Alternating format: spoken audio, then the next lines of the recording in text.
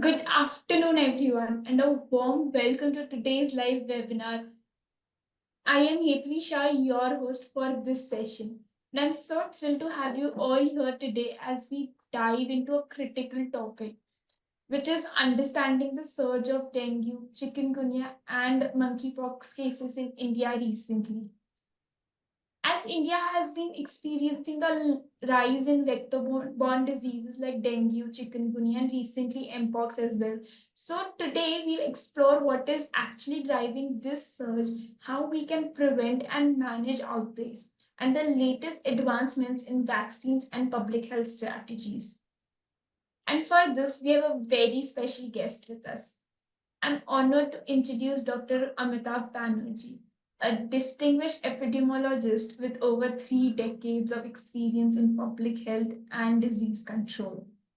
He's not only a renowned researcher, but also one of the esteemed scientists who earned a spot in Stanford University's 2024 list of the top 2 global researchers. So, Dr. Banerjee has dedicated his career to studying emerging infections and shaping public health policies to combat them effectively. So, Dr. Banerjee, thank you so much, and it is a true privilege to have you with us. Thank you, Hetvi, and it's a pleasure to come on MedSynapse platform. Thank you so much, Doctor. So now let's just begin right in. So, if you can talk about the seasonal nature of these diseases, so can you walk us through the seasonal patterns of dengue and chikungunya outbreaks across different regions of India, and what environmental and societal factors contribute to these outbreaks? Yeah, this is an important question. Dengue has been with us for decades. The first major outbreak of dengue was in the 1960s in West Bengal, and both coexisted together, dengue as well as chikungunya. And both have similar symptoms, joint pains, and chikungunya, the joint pains persist for long. And in recent decades, I would say, since the past 3 decades, we are having a real surge of dengue and chikungunya and all these vector-borne viruses, arboviral disease as we call it. This is associated with large number of, as you said, environmental factors, ecological factors, demographic factors. There's an increase in population, then population movements for job, for labor, then big projects. You see, both and the climatic conditions in particularly in cities of India, which favors the breeding of vectors and increases their survival. The Aedes, vector, Aedes mosquito is known as the tiger mosquito because it is not only looks like a tiger because it has got the black and white strips on its legs and body. So it looks like a tiger and it survives like a tiger also because it can withstand any adverse environmental conditions. Even comparatively dry conditions, it goes, the eggs go into sort of a estivation, and once a little water is enough for these eggs to again reactivate, and they are the actual reservoirs of these viruses, the Aedes, chikungunya, and even Zika also, because Zika is also part of the same dynamics. These three viruses go together. And of course, earlier days, I remember people used to get sick, joint pains, and the diagnosis was not there. Another reason that we are diagnosing this more effectively. And dengue, definitely, dengue, one has to be very careful. Particularly in children, it can be very severe. And we get large number of cases. You see, in Asia, 70% of the cases are from India, dengue cases. It's a big bulk, and children, they suffer more, causes high mortality in them, particularly below 5 years. And other people also, it can have takes various forms. 50% may be asymptomatic or perhaps more. They may be just asymptomatic, but they will be carrying the virus. Then another 40% will have some symptoms. Some will have some fever, some joint pain. A few people go into very severe forms of dengue. There are two severe forms of dengue. That is the dengue hemorrhagic fever, they are bleeding, uh, and dengue shock syndrome. Suddenly, a fall in BP, there is a fluid collection in compartments in the body, and the person may go into hypovolemic shock, and the fatality can be up to 5 to 10%. So they require very good management actually. That is another problem. Many people may not be getting it, and it causes dengue can cause deaths due to these complications. And another problem with dengue is that it has got four strains of the virus. All four strains keep circulating together, one after the other, or some there are different strains. And recently, a fifth strain has been recently, almost 5 years back, a fifth strain has been identified in Malaysia. And another problem with dengue is that the infection with one strain does not give you protection with other strain. So, in fact, it can complicate matters. In fact, if you get mixed infections, there are more chances of reactions and dengue hemorrhagic fever. So that is a dengue is a difficult disease to tackle that way, and another that this same poses the challenge for the dengue vaccine, which has not been very successful. In fact, it is contraindicated in young children below 5 years, and the main brunt is borne by children. So it's a situation is like that, and they have got it's not very vaccine which can be rolled out without supervision. So the vaccine is take difficult as present. And the other causes for rise is, as you said, as I said, the projects, different projects, like we are having metros and places. So metros mean it is not only the small water collections and post rains, like climatic conditions, after rains particularly, or poor engineering, public health engineering. We have potholes, we have improper drainage, we have got small water collections in different places, we have got poor waste disposal. We just throw away the tires, the plastics, and as I said, the Aedes mosquito, the tiger mosquito, it can breed just even in a ashtray if a little water is there. And of course, the poor water supply. Many people in urban slums and chaos, they have to store water because the water supply is not continuous. So this and the people do the gardening in the balconies. So these are the two types of Aedes vector. One is Aedes aegypti, which is the main vector, which is a peridomestic, just around the houses, and they can bite fiercely. And another problem with the Aedes mosquito is that they bite during the daytime. So you can't, night biters, you can use a mosquito net. So if they are day biters, children are exposed when they go to school. They are exposed. They school also, most of the water collections are there all over the place. And then so these are some of the challenges. And then another problem is people are coming from all parts of the country, the laborers, they stay in temporary settlements, which are overcrowded, which will have a lot of mosquito breeding, water and all. They will wash their faces and all around their settlements. The water collections are there, and the vector can breed easily. Another problem with the dengue Aedes vector is that once they are infected, they are infected for life. The virus is infected for life. I mean, the mosquito carries the virus for life, Aedes mosquito, and they pass it on to the next generation also through the ovary. That is called trans-ovarian transmission of the virus. So you see, ये पूरा dynasty system हो जाता है transmission का. It's not only in politics there is dynasty. In the tiger mosquitoes also, the young tigers are already infected without biting the human. So they are the major reservoir. Another problem is this. They are very restless biters. Like other malaria mosquitoes, it will bite one person in the house and it will take its full meal for its ovulation. But the dengue, this Aedes mosquito, it will bite little blood from one person, then it will go to the next person, and it goes like you are going for a buffet or something like that, buffet. Okay, so it will taste a different blood from different people. So simultaneously, all the household may get sick. Otherwise, it should not pass from person. So these are some of the challenges. So you are against a very heavy odds. So the only way to do it is involvement of the people, involvement of the community, Actually, then we have got multi-storied buildings, so there are different blind spots where water collects just after the rains. So it's almost becomes, and this all this fogging and all doesn't work because the space is so much that mosquitoes are just inside the houses, breeding just outside the houses. Even inside the houses, there are water collections. So these are some of the challenges.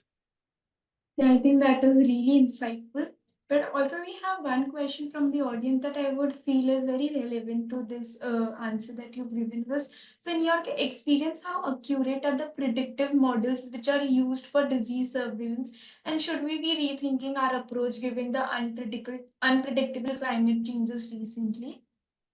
Disease models are very good for the, I call them the laptop and mouse click epidemiologists. But actually, you have to see the field conditions. You have to go and visit. That was known as shoe leather epidemiology. Because you see, models they assume as if everything is homogeneous. If you are predicting something, but actual human settlements are not homogeneous, human population migrations are not homogeneous, human breeding spots are not homogeneous.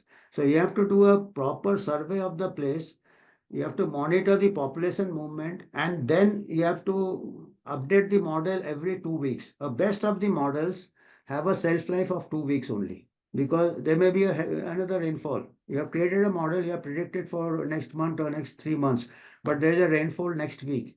Your all models will just go for a six. So these models are good academic exercises, it is a good training exercises, but for policy purposes they can mislead and they require, ultimately you have to feed the model and ultimately you have to complement the model with the field work. Now we have become very lazy. We just don't go to the field. We don't see how people are staying. There sometimes you may get a queue. I have an experience. I will tell you just I was posted in a tribal area and there were heavy malaria, lot of cases of malaria were occurring among the troops who were working in the perimeter. And it was a highly malarious area and a tribal area. And we are having mosquito net, everything we did, but the malaria was not coming down.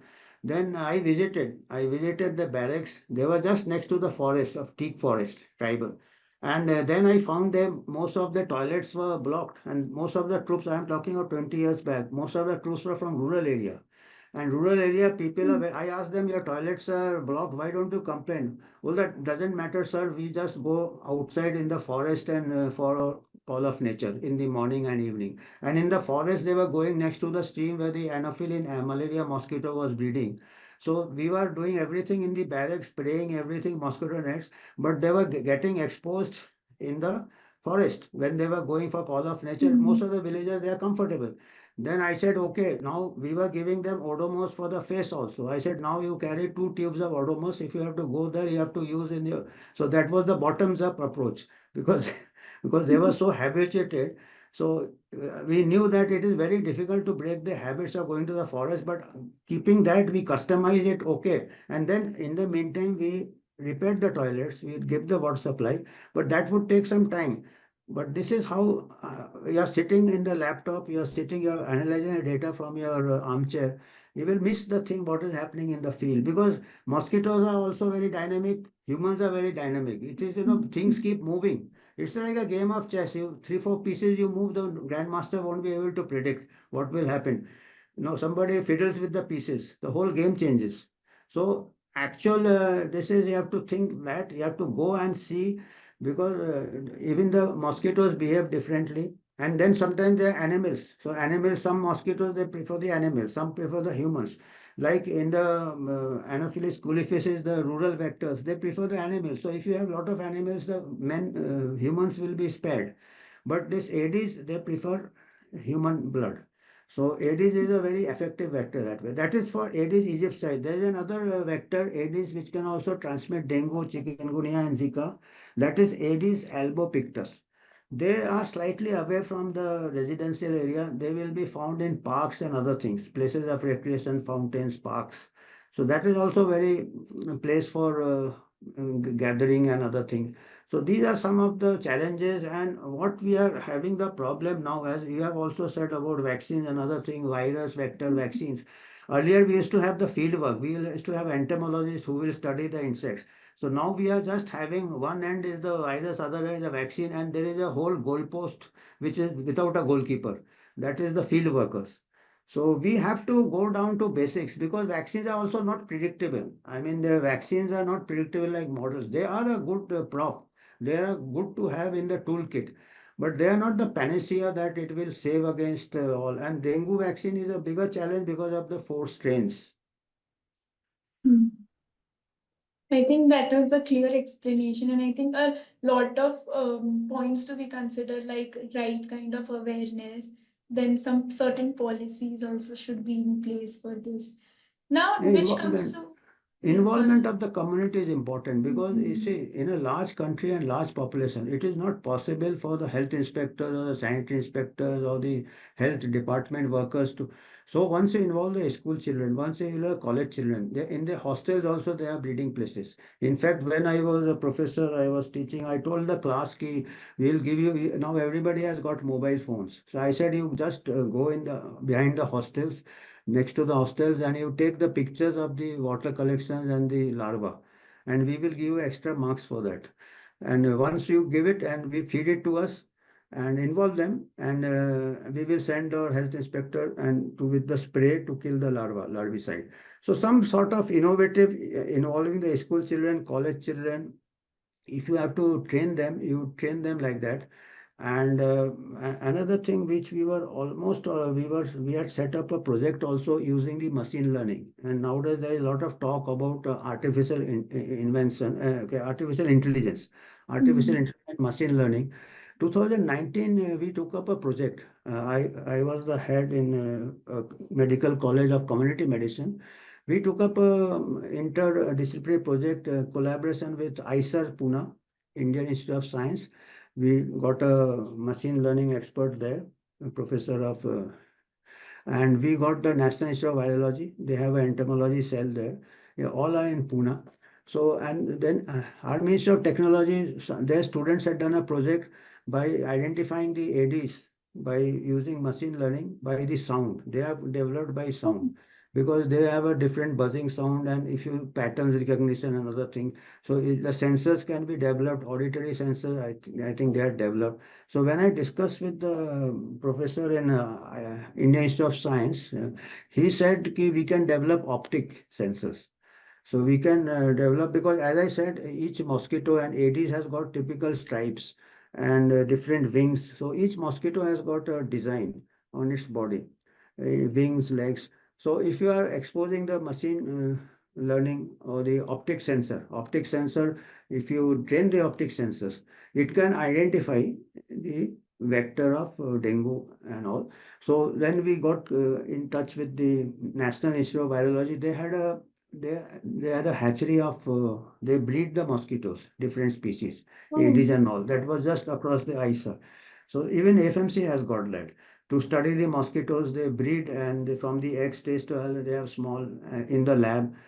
And then we had a number of meetings. We put up a concept proposal also to ICMR, which was approved. In fact, the initial concept was approved. So there we had planned to take this optic sensors developed by ICER in the entomology lab and to train it on recognizing the Aedes. And that was the from the lab to the field. That is the NIV. And then we thought, okay, once it develops, we will take it to the community. We have a rural field practice area and urban field practice area in a college. So we had this planned translational research immediately from the lab to the field to the community. But that was in 2019. By the time 2020, the concept was accepted by ICMR funding. Ultimately, final was not accepted, but even then we thought ki we'll take some money from our institutional seed money and develop it, and then we can scale it up. Because if we developed that ICER expert said ki we can then scale it up and patent it. We can have small handheld torches type of thing as sensors. We can put it at strategic points and we can identify ki Mhm. where the Aedes is collecting and we can go and destroy it. Or we can take some. So, and then what happened 2021, the lockdown started. So all our collaboration went for a six.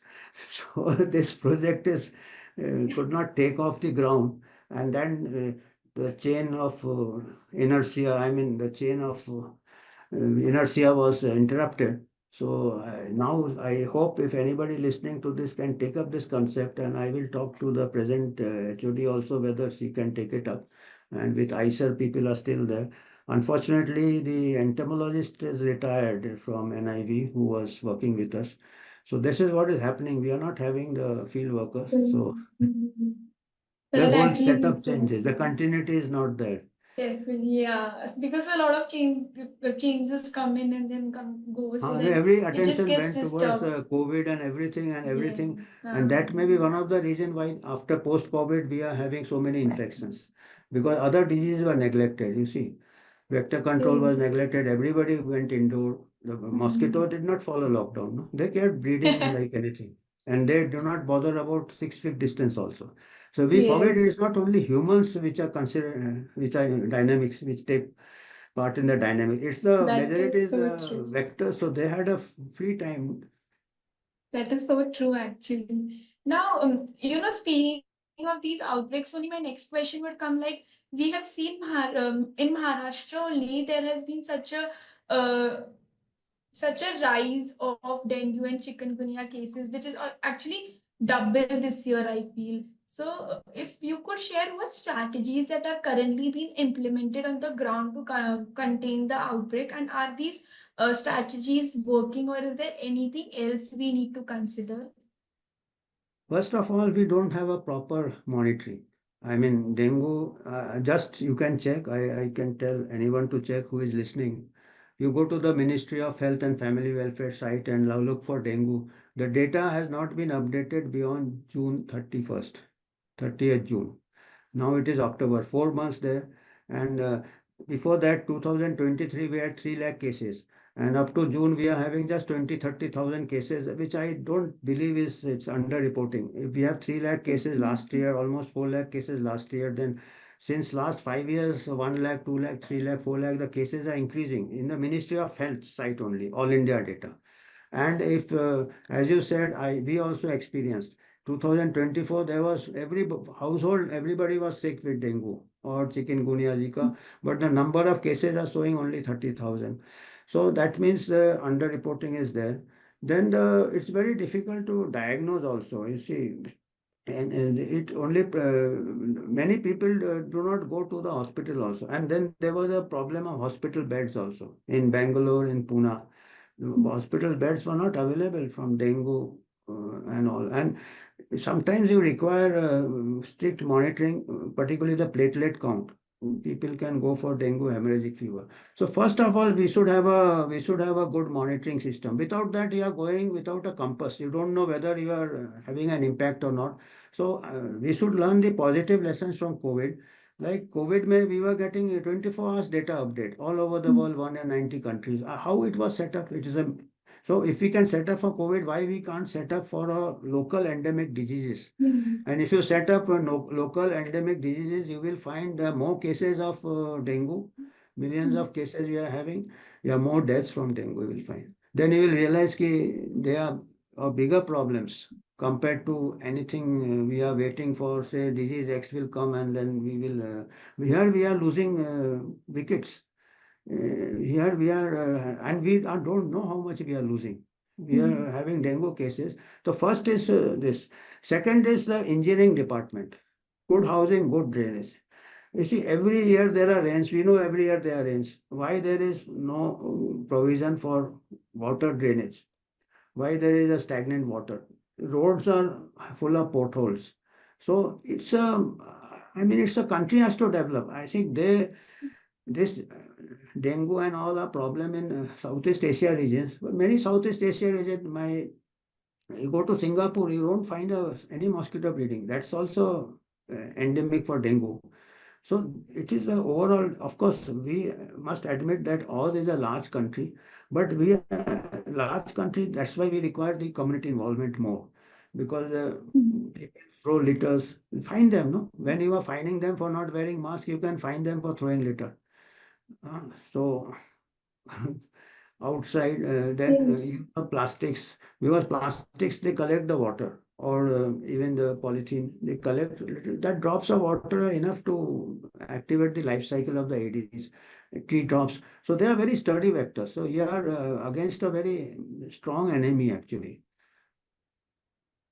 Yeah, I think that is so rightly mentioned that a lot of different varieties and the multidisciplinary approach also plays a big role for these vector diseases. On that note, also, I would like to take one more question from the audiences. How can healthcare professionals like our audience here better educate the public about the symptoms and prevention of these cases, especially in chikungunya, particularly given the new strains which have more severe symptoms? Chikungunya fortunately is very incapacitating. It causes in the joint pain continues for almost 6 months. In fact, even I had chikungunya, my whole family have, and I still can't fold my wrist fully.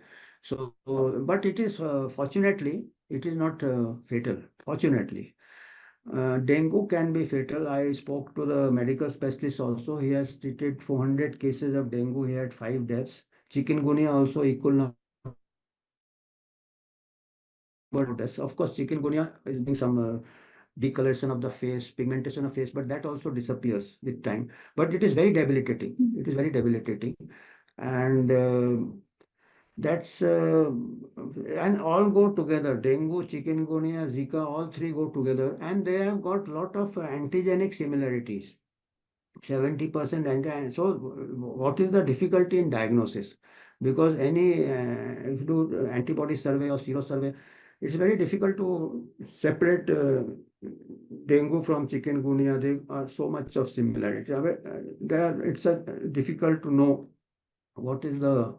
But as I said, most of our population, 50% may be already carrying the dengue. They may have any subclinical infection. Unfortunately, it doesn't give rise to protection because the strain changes.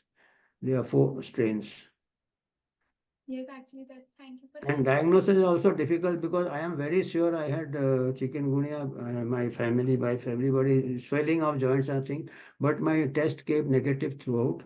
And PCR, RT-PCR also came negative. So they are not very reliable tests. They are for research purposes at the population level, and they require very specialized labs, which are, and ultimately the management doesn't change because there is only management is you have to see the vital parameters and particularly the platelet count and the monitoring the BP, monitoring the dehydration. So that is a clinical management. And fortunately, a few people only go for that. But when there are large number of cases of dengue, definitely the serious cases also will increase. And our problem is the lack of health services in the periphery. In the cities and other things, in the cities also there was a problem of beds this time from dengue. But other places, the primary health centers, the district hospitals, there may be lack of adequate government hospitals. And these are the disease of the poor because they are living in poor housing. They are living in overcrowded conditions. And these are the very people who do not get the medical treatment. Many of them may be dying, which we don't know without diagnosis. So that's why it is important to have a proper health services, as I always keep saying, that we have not have the field placement. We don't have the like you have a game of football, you have the team full back से लेके goalkeeper तक होना चाहिए. हमारे यहाँ खाली centre forward लोग हैं कि वो फार्मास्यूटिकल और वैक्सीन बनाएंगे. वो फुट डिफेंस नहीं कर रहे हैं. डिफेंस के लिए हमको हॉस्पिटल सर्विसेज पेरिफेरी तक चाहिए, हेल्थ सर्विसेज पेरिफेरी तक चाहिए, मॉनिटरिंग चाहिए, फील्ड वर्कर्स चाहिए. सो ये हमको we have to do a lot of work actually. Otherwise, it would be just like a band-aid. Every year, we will have the similar discussion and we will be just trying to put band-aid. But the main, and if you can control the, say, environment, that is the water management. If you can control the vector, that is Aedes, you are not only striking at dengue, you are striking at number of diseases. You are striking at dengue, you are striking at chikungunya, you are striking at Zika, you are striking at malaria, you are striking at filariasis, other mosquito-borne diseases. So for one focus, you can, and that's why it has been renamed as integrated vector control. Earlier it was only malaria control. Now it is integrated. But nobody is paying, it is only lip service to the integration. We are tackling it piecemeal. Ki we are okay, we take a dengue vaccine. Then you take a, there will be a chikungunya vaccine. There is a monkeypox vaccine. There was 3 cases of monkeypox in India. We have millions of cases of dengue. We don't know what's happening. 3 cases and it is not spread, not a single death outside Congo. And we are worried about that. So here we are getting so many cases of dengue and Yes, I think you have so rightly mentioned about how it was in because we have the right what do you call as right resources and everything because we were doing it in COVID, but now it has suddenly decreased for these vector-borne diseases, which is actually so crucial as it you is rightly definitely mentioned. we are having a actually perpetual silent pandemics. We are Mm. having perpetual pandemics. Only thing is the media is not giving it Probably. coverage. Yeah. Policymakers are not giving it coverage because and the people for them it has become they have become desensitized. We are having tuberculosis Hmm. cases 1400 die. We are having children 4000 children die daily. You will be surprised. I checked up the rabies estimate. 18,000 to 20,000 rabies deaths take place annually in India. Can you imagine? It is you can just search It's such high WHO. number. This is a WHO statement. Estimated rabies death is 18,000 to 20,000 in India, and rabies is 100% fatal. And rabies Yes. is very painful death. The patient is alert till the last moment, and he suffers a lot. And we have got 18,000, 20,000. Here we are afraid of Nipah virus. Yes, in the tree, some bat gets a Nipah virus, some just one, two death, or monkeypox, some in Africa, and we are going into, everything. So many beds we have reserved for this. But we are having rabies death, and if you go to any city, you go for a morning walk, you are surrounded by dogs. You have occasional reports of children getting mauled by dogs. Physically mauled and the rabies, as per WHO estimate, we are having 18 to 20,000 rabies deaths in India. So these are, that's why we require, public health is not one disease at a time, knee-jerk reaction. Public health is all the diseases at a time. And once we have a good health services, like here we require control of stray dogs. Here we require vaccination of stray dogs. Why we are getting 18,000, 20,000 deaths in India? And that to estimate, that also we don't have actual data because nobody is Mm. counting them. Because people die, people are bitten by dogs. Children, mostly children are bitten, they don't report. They die, it goes in something else. I know that is so truly mentioned by you. But now let's just pivot a bit towards the vaccinations. So, Indian Council of Medical Research (ICMR) has announced India's first ever phase 3 trial for a dengue vaccine.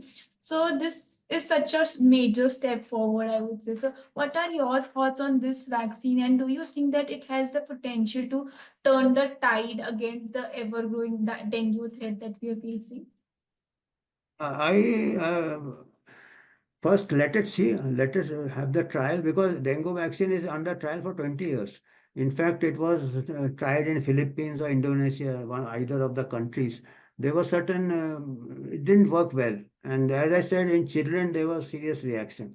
So you see this with a bang, the media covers, new vaccine is coming. I think we are living in a sort of modern superstition. Earlier superstition was ये ताबीज लगाएंगे तो हमको बीमारी नहीं होगा. Now modern superstition, the people also have over expectation from science. And the scientists are happy because they will get the job and the grant.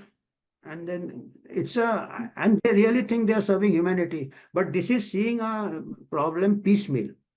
And epidemiology is like a chess game. You see all the pieces on the board, or a football game. All the vaccine, as I said, vaccine is good. It is good to have it in the toolkit, but vaccine would not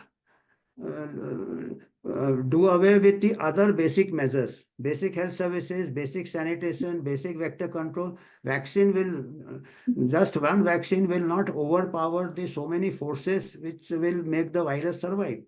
Vaccine is an additional tool. It cannot be the only tool. And how many vaccine you will have? Then you say, okay, ठीक है, I will make for chikungunya also. I will make for Zika also. Then the virologist is sitting there. हम क्या बैठे? He will discover 10 more viruses. I was talking to a virologist informally. He says that these are the viruses we have discovered. There may be hundreds of viruses which may be there which we have not discovered. So now there will be 100 viruses will be discovered, and then there will be 100 vaccines. So every day you will be having a vaccine and booster. I mean, just see how we are going. So vaccine is good. Vaccine is good, but it should be in perspective. It's an additional Mhm. tool. I see. I remember one movie I saw which was very famous, Enter the Dragon. I don't know, you may not be born that time. Bruce Lee. So I saw it 7 times or 8 times. So Enter the Dragon is about martial arts. So Bruce Lee is Mhm. the that karate specialist and judo karate. He has to enter the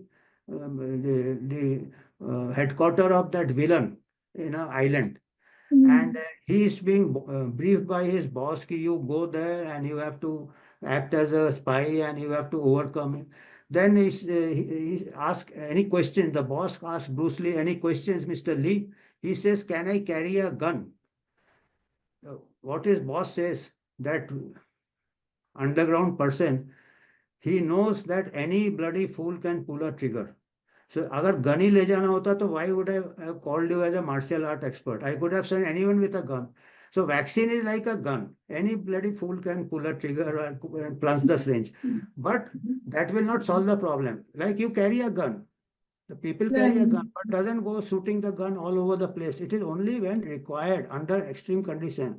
So vaccine is good. It's like a gun, but the art of public health, art of medicine is as far as possible without vaccine, how much you can control. And vaccine can be a added. It cannot be the panacea. That's everything is Mhm. focused on vaccine. You focus on vector. I am very sure that had we put a vaccine, our project would have been accepted by ICMR. We are just put to control the mosquitoes, so probably it got low priority because the vaccine will go waste. I mean, just I'm pulling the leg. That is so rightly mentioned also. Like, because I think prevention is also necessary and taking the Yeah, right steps is it is also not only one necessary disease. It's along not with, only dengue. You yes. have made a dengue vaccine, you get a Nobel Prize. Congratulations. But what about chikungunya? What about Zika? What about other 100 viruses waiting to True. be discovered by the virologist? Mhm. So you have That to is see, so rightly mentioned. like there somebody said, like you have so many cars on the road. So there is always traffic congestion. Everybody is stuck. There are so many traffic accidents. 400 deaths on Indian roads. Mhm. So the best way would have been to have good public services, good public transport, good metro. Of course, they are making metro, and still they are having cars also. So similarly, it is good to have vaccine, but good to have other services, water, sanitation, nutrition, malnutrition control, obesity control, because all this, there are two extremes in India. The highest rate of child malnutrition, 35%, and highest rate of middle class is becoming very, very obese. So both are Mhm. vulnerable to any viral outbreaks. The malnourished Mhm. person will also die, the overnourished and the obese person will also die. So we have to control these factors also. The overall health. So it is not only the virus, virus is there, other dynamics are there, the environment is there, the overall health of the population is there. Children as well as adults. Adults are going for obesity, children are undernourished. Well, that is rightly mentioned. On that note, I will also take one question from the audience who says that who asks that what are the primary factors according to you that contributes to the recent increase in dengue, mpox, and chikungunya cases in India? Mpox is the odd man out. Mpox doesn't fit in chikungunya and dengue. Chikungunya and dengue go together because the mixed infections take place. The vector is same, that is Aedes. Monkeypox is, even the monkeys do not carry monkeypox. The monkeypox is a big mystery actually. It was first Oh. discovered in 1958, not in the jungle, but in a lab, not in Africa or Asia. It was discovered in a lab in Copenhagen, Denmark, and not among it. And it was not discovered in its natural reservoir. It was discovered in a monkey, imported monkey from Singapore, macaque monkey. and the lab was doing studies not on pox viruses, the lab was doing studies on polio viruses. So it's a mystery how polio virus they are doing study and how they have identified the monkeypox virus in monkeys in the lab, not in the jungle. And that was about it. That was 1958. For 5 decades, nothing was heard about monkeypox. Lab made it was detected and forgotten about it. And then in the 1970s, when they were eradicating smallpox. They were going to the last mile, last house to identify house to house survey any case of smallpox. 1977, 78, they eradicated smallpox. That time they identified a lot of pox cases, which they earlier thought that it can be smallpox one, but they investigated, they found it is not smallpox. It's a very mild virus. It is monkeypox. And then they I didn't try to find antibody. Very hardly in Africa, they very monkeys, they could not identify antibodies. Monkeys, they could not identify monkeypox. Just an accidental, like humans get accidental infection, accidental. So the natural reservoir they found it was in small rodents, small rodents, squirrels, shrews, and other things. So small rodents in Africa, like Congo and Central Africa, Western Africa, particularly Congo. Congo, may there is a lot of poverty. There is child malnutrition, and these children they play with the small rodents. Sometimes they hunt. Sometimes they hunt it for food, and they are exposed to the small rodent.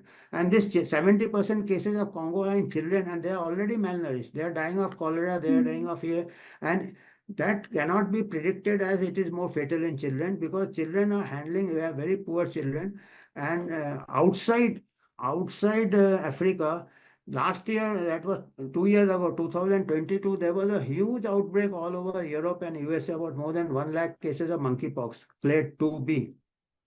But that was not transmitted by animal to man, it was transmitted by human to human, mostly by homosexuals. Among unsafe sex, they used to have that gay parade and other things in Europe, Spain, and other places. So 90% cases were in male homosexuals. So it is a sexually outside Africa, it is behaving like a sexually transmitted disease.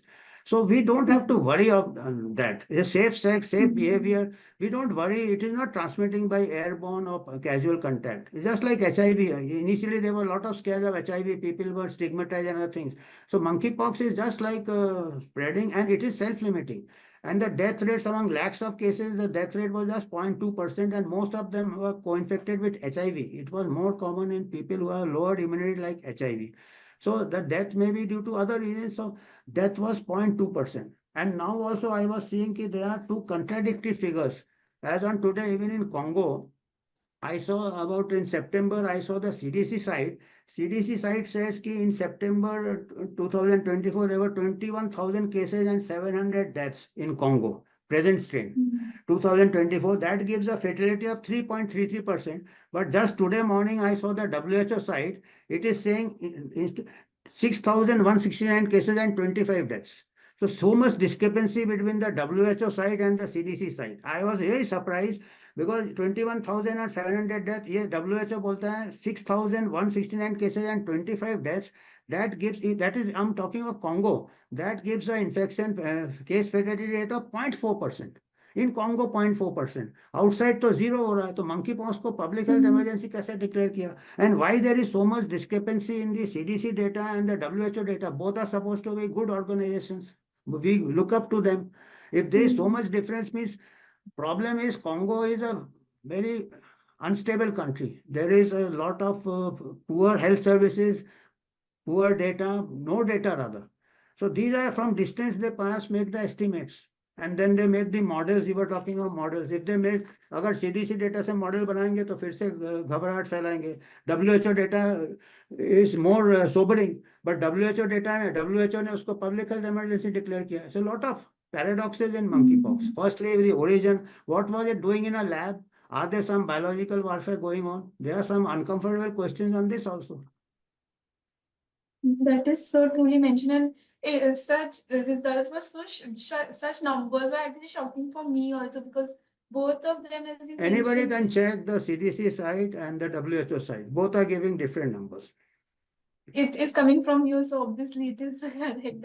I am making a public statement. In fact, I just wrote a paper on this monkeypox, and I quoted the CDC data. And now today morning I saw it's a WHO data, 0.4% error. So I was really surprised what to do with this paper. So I am also confused. So I mean, we are just going without compass. We are just going the science. We have to go back to science. We have to go back to hard data. We are just shouting on the TV, just giving opinions. So we have to go back to the basics. So my next question actually was similar, was connecting to Mpox only. But before that, let's take one question from the audience about the vaccine. So there is one CP saying that there are currently two dengue vaccines which are approved in countries outside India. So they are like Dengue Vaccine and Q Dengue. So it is unclear when those two vaccines would be approved in India. So local Indian companies are also testing the dengue candidates in Indian critical trial sites. So what views you would give on that, Doctor? Approval is simple. If the trials are going on, the approval will be after we have the trial results. After we have the trial results, even in my college, the trials are going on. So, and I have my reservations because of the problem is even nature has not been able to make a vaccine for, because nature makes a vaccine. We get infected with a virus and we develop antibodies. So because of these four strains, the nature is also getting confused. In fact, if you get an infection with a different strain, there is more chances of dengue. So when nature is having so much challenges, let us see how humans fare. So we have to wait and watch. They say no, fools Right. rush where angels fear to tread. So let us see. Right. Thank you for sharing your thoughts. Now, coming back to Mpox, Kerala recently, as you also mentioned, reported its second Mpox case, making the third all over India. So, from a public health perspective, what key strategies should be prioritized to prevent further transmission in high-risk areas, especially since Mpox isn't as widely understood yet? The Mpox is after 1 month, 2 months, one case in Haryana, one case in Kerala, and these cases are not related to each other. They are then similarly one case in I think Sweden. After that cases, there are no secondary cases. So that should reassure us. Number one. Number two, if you are really concerned, you have to only identify outside Africa. It is the sex workers, high risk group, promiscuous sex, IV drug addicts, and we have got enough experience with HIV and STDs. So we have to follow the same principles of control as we do for STD control, sexually transmitted disease and HIV. Number one. Number two is like other risk is not there because the zoonotic transmission is not there outside Africa because the reservoirs are in Africa.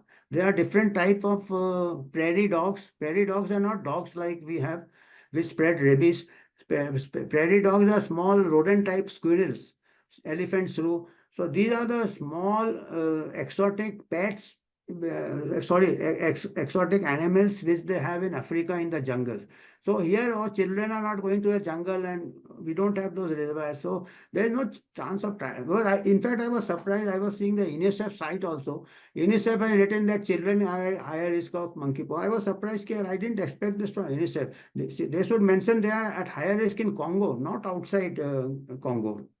Because I was seeing some people saying that children are at risk, so they get the first vaccine for me. Mhm. Certainly not. Certainly not.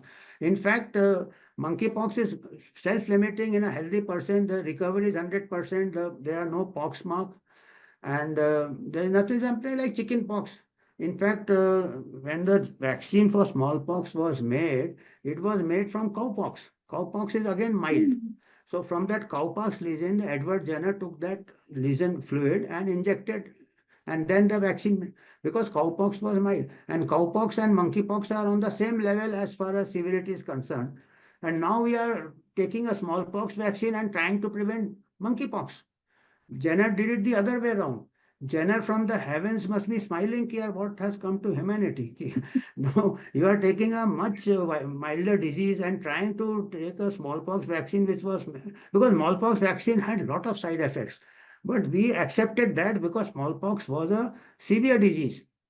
30% mortality, 40% mortality. So even for a say 1% side effect, we can take a chance because we are getting it is clearly it is benefit outweighs the risk.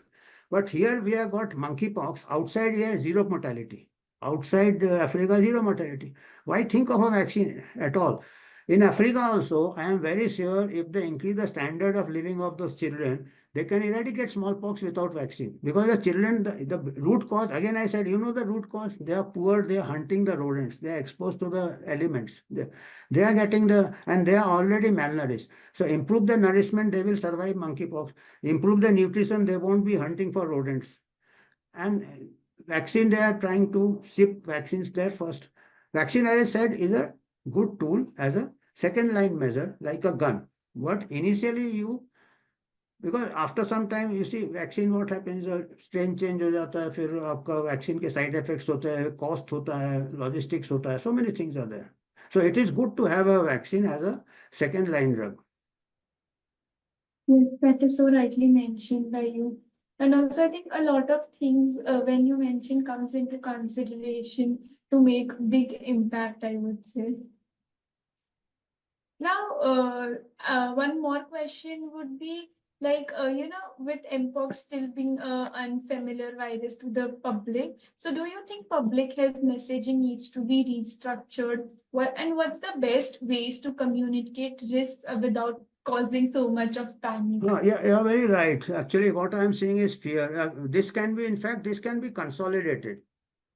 Like you club it as a sexually transmitted disease, educate the young people, educate even those who are gay, educate them to have safe sex, to use protection. So you are not only tackling monkeypox, which is very mild, you are also tackling HIV, which is very severe. Both are transmitted in a similar way. So if you can control HIV, you will control Mpox. If you control Mpox, you are controlling HIV. So you tell and behavioral change. You see, some reports from Europe in 2022, most of these gay people, 30% of them had more than 10 different partners in the previous month. So if they live a life like that, so and then they say that this high risk group should be given vaccine. Why don't you change the behavior? Teach them about safe sex. Teach them about the irresponsible, because you are protecting them from Mpox, but you are not protecting these people from HIV. You are not protecting them from other STDs, isn't it? So you have to, that's what I say, one vector-borne disease at a time. You are not, you will control that vector. What about the other vector-borne disease? So if you control the root cause, the central pathway, the central pathway in vector-borne disease is the mosquito and the environment. So you control that. So many disease. Similarly, in the diarrheal deaths, we are still having so many thousand diarrheal deaths daily in children in spite of the rotavirus. Because rotavirus, you had only one virus, but there are so many pathogens which are causing diarrhea. So if you have clean water, all the diarrheal deaths will come down. So similarly with the sexual, now it is outside Africa, it is behaving like a sexually transmitted disease. So safe sex, responsible sex, and in Africa, better standards of living, better nutrition, better awareness of, they should be educated about the dangers from the small rodents, so they don't handle them. Similarly, for Nipah also, if the workers are going, they use gloves and protective. They are not exposed to the fruit flies or fruit bats or the half-eaten fruits. That is how it is transmitted. So if you, that they also will be safe. So Nipah is there in the trees, and I am more, as I said, I am more concerned of on the streets we are having exposed to rabies every day. So nobody is raising that. I should be, when 18,000 deaths are taking place, up to date Nipah में जब से discover हुआ 30 years में, there have not been 18,000, there have been 500 deaths also from Nipah. But here we are worried about Nipah, we are not worried about rabies, where we are losing people. So And we have a true. vaccine also, rabies. As I said, the vaccine is not the panacea. Yeah. Still, even after having vaccine, there are so many deaths that Yeah. are happening due to the rabies. So before we wrap up with our doctor, I'll take one question from the audience that I feel is very interesting. What demographic groups are most affected by the rise in these cases, and what specific risks do they face especially? Demographic group are young people are exposed to the vector-borne disease, and particularly Aedes is a peri-domestic. So the domestic case, the housewives can get more dengue, because that is, it is in the house. It is near the house. They step out of the house. And of course, a lot of other things also matter. Your workplace, what are the risk at your work. But the working people are more, but unfortunately, the death rate is higher in the very elderly and the very young dengue. Cases may be more in the working people, but death will be more in the so. And then demographic factors is population migration is also part of demography. So these population movements to work, people are coming from all parts of India, from tribal area, from they carry the reservoir. So that's why I said these monitoring is very important, and in that model we can have a good input. Then only you can have a good model. Thank you for sharing that. So before we wrap up, any final thoughts from your end that you would like to share with our audiences? Final, I always keep saying कि we have to go back to basics like health services, well distributed, that is equity. The WHO is talking of equity. So equity starts at home. So the health services in our country are concentrated in the urban areas. The rural areas are not having health services, and urban people should understand that it affects us also because the working class comes from the rural areas. So there is migration. So they bring the, if they are not treated, they are sick, they are coming to the rural area and they everybody becomes sick. So that is important that it is in the self-interest also. Everybody is selfish, I agree, but they should understand that in our self-interest that if you have a good health, if you are surrounded by healthy people, you are more likely to be healthy. If your surrounding people are having untreated disease, you are also at risk. And then what little you can do, each person, from the child to the adult, to identify any water logging, any simple measures. They are not very glamorous, but bring it to the notice of the authorities or in the household, cleaning of pots. You see, this they have this gamlas. Behind that, they keep some dish type of things, and water collects in there. So you find Aedes breeding there. So there are small places, small crevices, it is breeding there, and we should look for these things. So awareness is very important, and community awareness is very important in this dengue. There definitely, I think community plays a major role, and spreading the right kind of awareness is also necessary. So, as we wrap up today's live webinar, thank you so much, Doctor, for your time and invaluable insights and sharing it with us today. Your expertise has given us all a deeper understanding of how healthcare professionals can tackle these surging outbreaks even more effectively. So, thank you so much, Doctor. Thank you, Retvi. Thank you. It's a And pleasure. we hope we have more such insightful webinars with you exploring different topics in the future. Thank you. Anytime. And to our audiences, thank you so much for actively participating in today's webinar and asking the questions. So until next time, take care, stay safe, and let's continue working together to improve public health outcomes across the country. Thank you so much. Have a good day. Thank you.